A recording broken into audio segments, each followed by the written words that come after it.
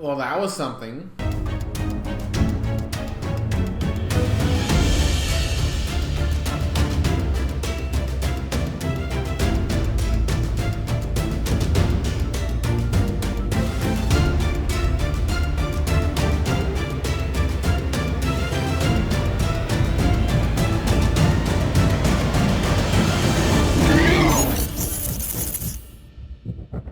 Yo, what is up, Crockxen clan members, Pokemon fans, and others who will stumble about this video. Today we're here to talk about episode 23 of Pokemon Horizons, and I just want to say this before we get started with the actual talk of the video, of the episode. I mentioned it before, and I'll say it again, I don't like off-screen shit, okay? I complained a lot about this back in the X and Y days, and I think I did it once in the Sun and Moon stuff, I don't recall. And I've already complained about it once in this series. I don't like it. I don't want it. It needs to stop. Okay? How the fuck did Freed get out of this place? How the fuck did Amethio get out of this place? We don't know because they didn't show us shit. I thought, from the way they ended up the last episode, is that Liko and Roy were able to escape, and then they were going to go out. They were going to find a way to break back into the mines to save Freed. But no, this band just shows up in the Pokemon Center like, what's up? I'm here. We survived. Like, what? No, that's... I hate it when they do this, and I'm going to complain about it ad nauseum because it's stupid and ridiculous, and I hate this type of mindset. So, Freed is there, and then after the Pokemon are healed, then they all go back, and they're going to be like, oh, we need to, Moltres, it's sad. It's not angry. It's sad. Because that's what... Hatena was feeling. She was feeling sad. So it's not angry, it's sad. So we're just gonna go in there and try to make it feel better because fucking Sprigatito has a calming like aroma shit whenever she pats her paws on something.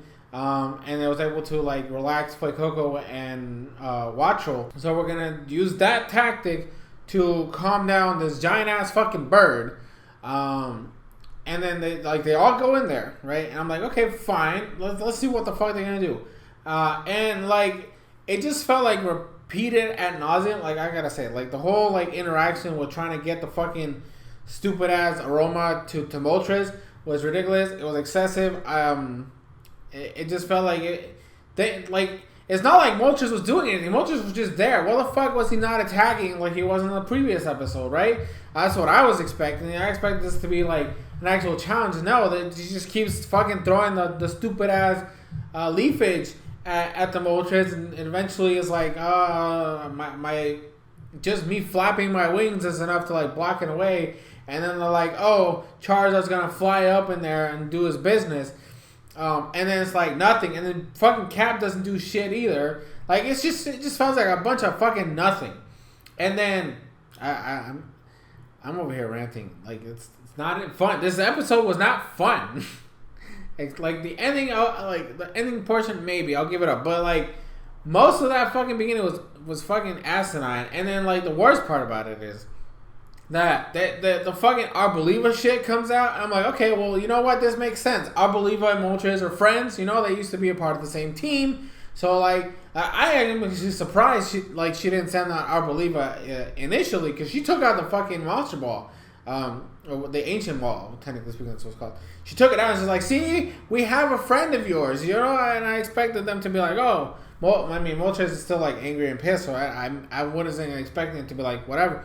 And like chill with it, but like Arboliva comes out and it doesn't do anything besides the fact that it activated the grassy terrain, and it wasn't even like full on grassy terrain. It was just like the essence of grassy terrain, which then boosted up Sprigatito and like healed Fuecoco. I guess all of a sudden Sprigatito's now fully powered up and like is able to do more shit, and I'm like, no, that doesn't make sense. On top of the fact that the field went away.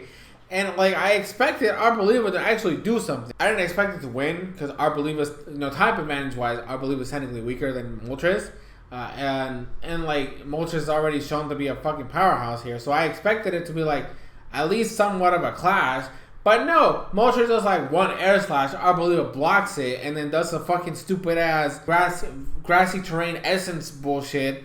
And then, like... Then it's the Sprigatito show. And, like, I don't mind Sprigatito having the spotlight. I don't care. I'm not going to sit here and say that. I'm just saying, like, if you're gonna send out the giant fucking tree, let it actually do something. Cause like it was just standing there. It didn't literally as soon as the fucking the fucking whatever the fuck it did goes away, I believe it does nothing. Moltres doesn't even fucking move until Sprigatito tries to use the leafage again, which doesn't reach again. And then they're like, oh, what if we fucking have Watchel and Charizard flap their wings hard as fuck to create a wind gust turn, and then like this will keep the fucking leafage in the fucking air, and Moltres can't escape it anymore. And again, Moltres just stands there until it's like, you know what, I'm not gonna do this shit anymore. So it's gonna do an air slash. And fucking Cap was like, nah, fuck this shit. And does fucking double team and crap and doesn't even do anything. And then it's just like, whatever. Moltres is now chill because reasons. I don't, like, it was dumb. Okay? It was dumb in my eyes. This was a dumb episode. The only saving grace it has is the fact that Terapagos is now a thing, right? It's come to life. Moltres was able to like, oh, you're the fucking turtle. And, then it gets like a flashback of Lucius like and Moltres doing the fucking head tap thing that we see in a bunch of other like series and crap of like people or beings that care about each other. And then Moltres calmed down because I remembered fucking Lucius. This is my thing. Lucius looks like the fucking grandma. That's why I said like they're related in some way, shape, or form. The Moltres chills out and then like goes in the Pokeball, and then Arbolive was like, oh, I'm gonna go back into my Pokeball. And then they're all there, and then Lico has the two ancient balls now, and then Roy has his fucking Rayquaza one, which is empty. Terapagos is just there chilling, like, hey, I'm a thing now. I'm not gonna turn back into a pendant. And then like they walk out, and then Kabu shows up for no reason.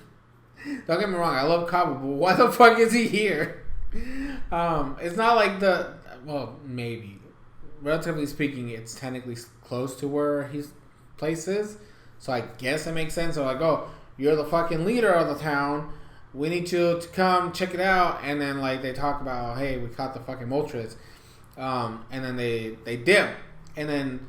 Okay, here's the only funny part about this. When they can remember in the last episode, the Pokédex couldn't fucking register what the fuck they were looking at, right? We know it's Galarian and Moltres because we played the games. We played Sword and Shield. We know about the lore and all the backstory and all that other shit. So we knew about it, but the Pokédex is like, I don't know what the fuck this is. So when Dot gets the job to investigate, they're like, we're looking at rumors and shit, and it finds out this is like they call it fire. I can't believe I've never realized how dumb the legendary bird names are in Japanese, but his fucking name is Fire. I didn't check the other ones, but I'm pretty sure it's just Thunder and Ice, like what the or Freezy or some shit. I don't fucking remember. But the point is, it's like, oh, this is a Galarian Fire. So I'm like, oh, this is just they're now nicknaming Galarian Moltres. Like we should have known about this in the previous series, but since Journey was like fuck Galar, we didn't actually get that plot thread. So now we're the first time we're officially calling this thing Galarian Moltres. And they're like, oh yeah, I guess this is gonna be his fucking name. This is Galarian Moltres now. Oh, fucking stupid ass. Oh my gosh. And Amethio's like, oh, now we're gonna fuck the Amethio now. Listen. Amethio, I'm starting to not like the way they're handling the fucking explorers, because this is fucking dumb. My point, like, I liked Amethio in the beginning, right? And I like the fact that he said, fuck the explorers, I'm going after the Rayquaza. Which was like, okay, he has his own ambitions, that's cool. But now he's back to going after the fucking pendant, which is now Terapagos. So, like, what the fuck? Did you just flip-flop your ambitions, Amethio? This is fucking stupid and asinine. Like I said, this episode irritated me. Like, I don't understand why you're flip-flopping here, man. Like, if you have a goal, go for it. Like, don't... Because I swear to God, if he fails at getting the fucking Terapagos again, and then something else happens, like, oh, I'm going to go after this other thing, I'm going to be fucking hating this man. And I don't want to do that. Because I actually, I appreciate the fact that he's supposed to be, like, the central, like, bad guy for these people. Because of the fact that he's the first. And he's supposed to be, like, getting in their way all the fucking time. But at the same time, okay, I don't want a fucking antagonist that's flip-flopping his fucking...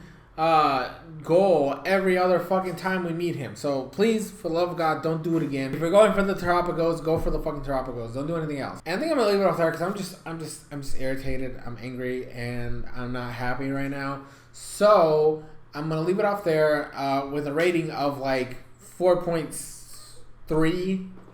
4.5.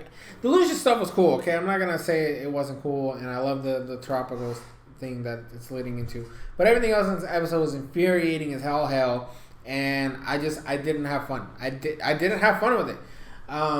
Next episode, we're gonna finally meet Liko grandma, which means we're gonna fucking get a name, hopefully, and I don't have to keep calling her the fucking grandma, Liko grandma. I can actually do like an actual fucking thing. But that's gonna be interesting. Like I said, she really looks like the Lucius.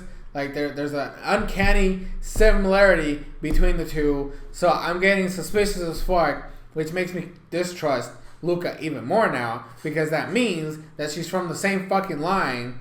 And like I'm telling you, Luca's fucking crazy. She's not even in any of these episodes. Just I'm over here fucking talking shit about her. But I think I'm gonna leave it off there. I'm done. Thank you guys so much for watching.